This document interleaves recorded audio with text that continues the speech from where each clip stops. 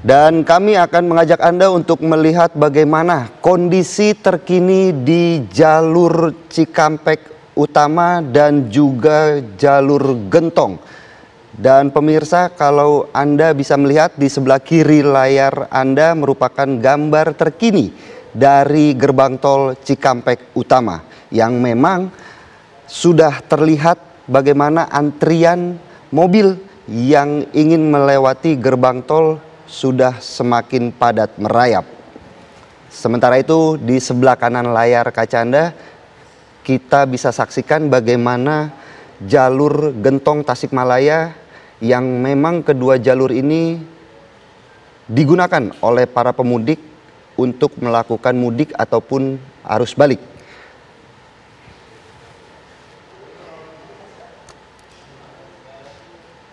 Dan pemirsa, untuk membahas bagaimanakah fenomena arus balik ataupun arus mudik pada tahun ini, di samping saya sudah ada AKBP Purnawirawan Budianto yang merupakan pengamat transportasi dan hukum. Selamat pagi Pak Budi. Selamat pagi. Sehat Pak Budi? Alhamdulillah. Minal aidin wal faizin dulu Pak Budi. Sama-sama. Pak Budi, langsung saya mungkin pertanyaan pertama saya adalah bagaimana evaluasi dari arus mudik ataupun balik di tahun ini Pak? Ya. Pergerakan massa untuk libur tahun ini memang luar biasa ya, tahun 2024. Itu sesuai dengan prediksi dari Kementerian Perhubungan, itu kan jumlahnya kurang lebih 193 juta sekian gitu. Dari 193 juta sekian, itu Jabodetabek aja sekitar hampir 30 juta. Tentunya bahwa mereka pada saat mungkin mudik kan menggunakan suatu sarana transportasi ya, apa itu roda 2, roda 4, angkutan umum dan sebagainya itu. Dengan adanya pergerakan massa yang begitu tinggi, saya kira bahwa pemangku kepentingan juga sudah mempersiapkan masalah dari mulai sumber daya manusianya, termasuk juga sarana transportasi, termasuk juga pengaturannya sudah disiapkan, itu rekayasa lalu lintas, baik itu dengan cara sistem satu arah, kemudian kontraflow, termasuk juga ada ganjil genap, termasuk juga pembatasan angkutan barang sumbu 3 ke atas. Tentunya bahwa rekayasa ini semua dalam rangka untuk memberikan suatu pelayanan agar mereka yang mudik maupun balik itu bisa berjalan dengan baik. Rekayasa sistem satu arah pada prinsipnya adalah merupakan suatu manajemen pengaturan lalu lintas untuk menggabungkan 2 lajur menjadi 1 lajur. Semua adalah dalam rangka untuk meningkatkan suatu kapasitas pada jalan arah tertentu gitu. Kemudian juga ada namanya kontraflow. Kontraflow ada suatu manajemen pengaturan lalu lintas yang mengambil sebagian lajur arus yang berlawanan, termasuk juga ada ganjil genap, termasuk juga pembatasan tadi.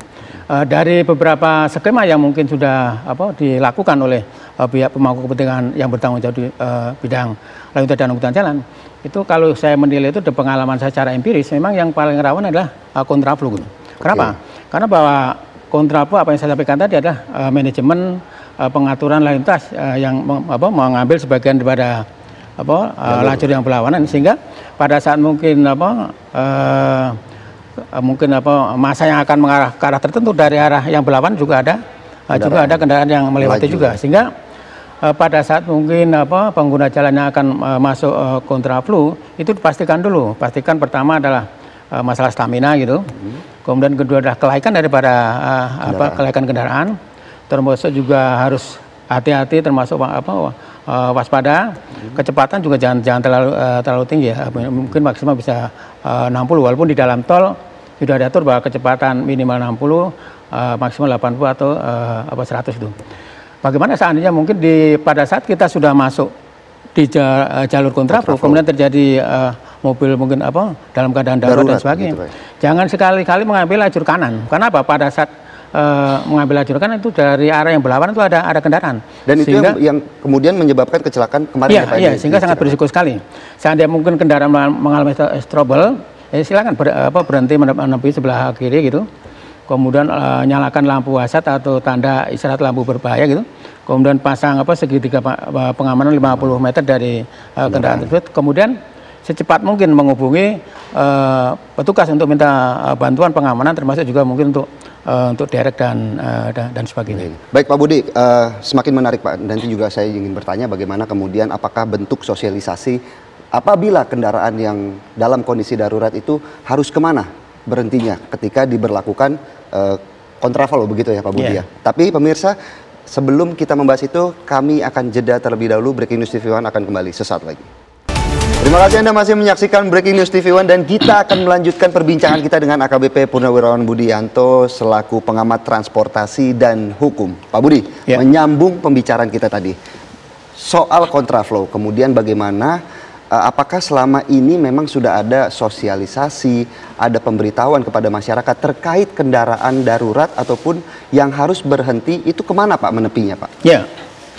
Biasanya persiapan-persiapan itu kan sudah disampaikan ya oleh pemangku kepentingan, termasuk juga pada saat mungkin pengguna jalan yang melewati kontraflow mungkin mengalami suatu gangguan dan sebagainya itu. Tapi kadang-kadang kan mungkin karena ruang sosialisasi yang relatif terbatas gitu. Kemudian juga pemahaman masyarakat pengguna jalan yang mungkin juga relatif juga cepat nangkep dan sebagainya. Atau mungkin pada saat mungkin dia terjadi trouble, mungkin dia bingung harus berbuat apa dan sebagainya. Tapi yang penting pada saat akan masuk ke jalur kontraflow, ya pastikan betul. Pertama adalah stamina, karena pada saat mungkin di jalur kontraflow tidak ada rest area gitu. Kemudian kelaikan daripada kendaraan-kendaraan itu sendiri. Kemudian kecepatan harus dikurangi juga. Karena bahwa safety atau pengamanan di jalur kontraflow itu relatif terbatas, hanya mungkin dalam bentuk traffic cone dan sebagainya. Kalau kita sudah mempersiapkan begitu stamina kendaraan, termasuk juga kehati-hatian dan sebagainya, tiba-tiba mungkin ada gangguan dan sebagainya, tetaplah menepi sebelah kiri. Kan biasanya dalam kontraflow kan di jalur tengah ada median juga tuh, median dari besi dan sebagainya. Menepi pelan-pelan di sebelah kiri yang berdekatan dengan median tersebut itu. Kemudian yang tidak kalah pentingnya adalah nyalakan lampu asap atau tanda isyarat bahaya, kemudian nanti dipasang segitiga pengaman dengan jarak 50 meter dan sebagainya. Kemudian yang tidak kalah pentingnya, segera melaporkan kepada petugas gitu untuk minta bantuan pengamanan maupun mungkin TNI maupun derek. Jangan sekali-sekali pada saat mungkin kita melewati kontraflow kemudian mengalami suatu gangguan kendaraan ngambil lajur kanan. Itu sangat berbahaya sekali. Bisa terjadi suatu kecelakaan yang selama ini sudah pernah terjadi kan di kilometer 58. Nah, sementara itu adakah saran lain Pak untuk terkait kendaraan yang memang terlihat sudah dalam kondisi yang tidak layak atau tidak baik begitu Pak? Apakah memang diperbolehkan kemudian mengambil kontraflow atau mungkin lebih baik mengambil jalur biasa Pak? Ya. Seharusnya pada saat kita merasakan ada suatu gangguan tuh, baik itu mungkin stamina, termasuk kendaraan dan sebagainya, janganlah kemudian masuk jalur kontraflow, karena risiko sekali masuk ke jalan kontraflow. Tetap aja ke lajur biasa gitu. Kalau kemudian nanti ada betul-betul ada gangguan, ya udah menepi sebelah kiri yang diberlakukan untuk arah tertentu tadi. Jangan kemudian karena sudah tahu bahwa kendaraan mungkin ada gangguan, kemudian stamina kita mungkin kurang bagus dan sebagainya, kemudian memaksakan masuk kontraflow, itu sangat berbahaya sekali. Karena pada saat mungkin kita melewati jalan kontraflow, kemudian konsentrasi kita kurang, itu sangat berpotensi kepada masalah-masalah kecelakaan. Ingat bahwa setiap kejadian kecelakaan lalu lintas itu pasti diawali dari pelanggaran lalu lintas itu sendiri. Pelanggaran ya Pak ya, baik. Nah Pak, berbicara soal one way ataupun kontraflow, kalau kita lihat dari data hingga pagi hari ini Pak, diberlakukan one way dari kilometer 114 sampai 72, dan dari 72 yang mengarah ke Jakarta diberlakukan kontraflow. Adakah perbedaan di tahun ini Pak? Ketika Bapak masih menjabat sebagai di lantas lalu lintas Pak, selama 20 tahun? Kalau saya data yang disampaikan oleh Pak Kakor Lantas ya, memang bahwa tahun ini ada suatu penurunan masalah kecelakaan lintas ya, 12% ya. Dari tahun lalu kan 1.500 sekian, kemudian sebelumnya 100.700 sekian, ada penurunan 12%. Namun bahwa yang luka berat ada peningkatan juga gitu. Kemudian konteksnya dengan masalah rekayasa apakah SSA maupun kontraflow, saya kira memang bahwa kalau kita berbicara masalah sistem satu arah itu kan menggabungkan dua jalur ya, dua jalur menjadi satu lajur pada arah tertentu gitu. Begitu digabungkan dua jalur, pasti ada suatu peningkatan kapasitas ya. Termasuk juga akselerasi kendaraan yang mengarah tertentu juga cukup tinggi. Begitu dimainkan sistem satu arah, itu pasti juga titik-titik konflik nggak ada, sehingga akselerasi cukup tinggi itu. Kemudian konteksnya dengan masalah kontraflow.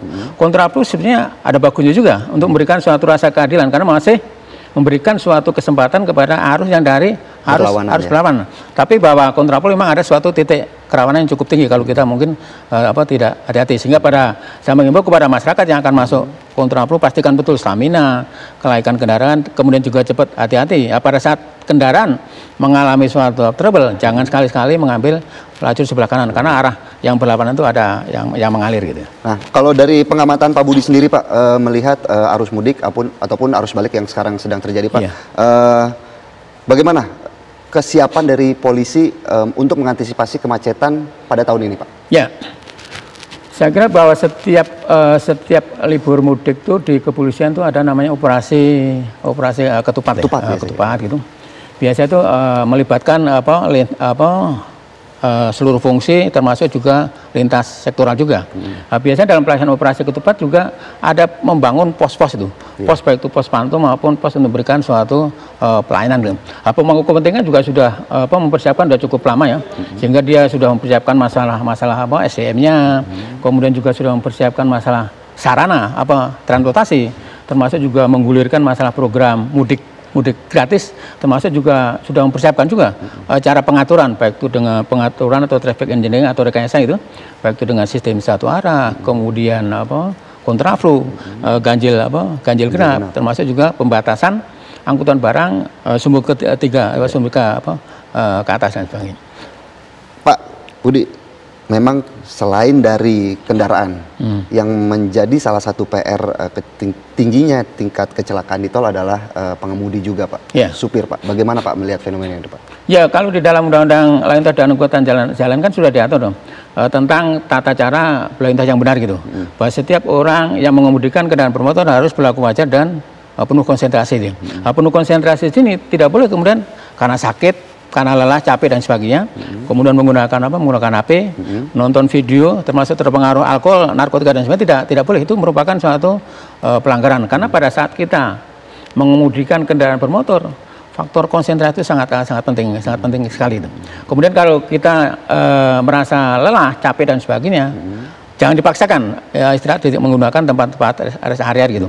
Kemudian juga kita mengimbau juga pada saat mungkin kita capek, kemudian berhenti istirahat di rest area, jangan terlalu lama juga, karena bahwa saudara-saudara kita yang di belakang itu juga mungkin butuh istirahat dan juga. Yang penting bahwa sekali lagi bahwa pada saat kita mengemudikan kendaraan bermotor, kemudian sudah ada tanda-tanda lelah, jangan dipaksakan. Kan maksimal itu kita bekerja mengemudikan kendaraan bermotor maksimal itu 8 jam. Setiap 4 jam mungkin bisa istirahat. Oh, ada batas maksimalnya 8 jam Pak? Ya, istirahat mungkin 30 menit setiap 4 jam. Kalau sepeda motor itu setiap 2 jam lah istirahat mungkin 30 menit dan sebagainya. Karena dari data kecelakaan lintas baik itu dalam situasi normal maupun hari libur nasional, itu biasanya terlibat kecelakaan lintas itu paling tinggi adalah sepeda motor. Kemarin kalau nggak salah 73,sekian% itu melibatkan sepeda motor, baik itu sebagai pelaku maupun sebagai korban. Karena memang bahwa sepeda motor dirancang bukan untuk jarak jauh.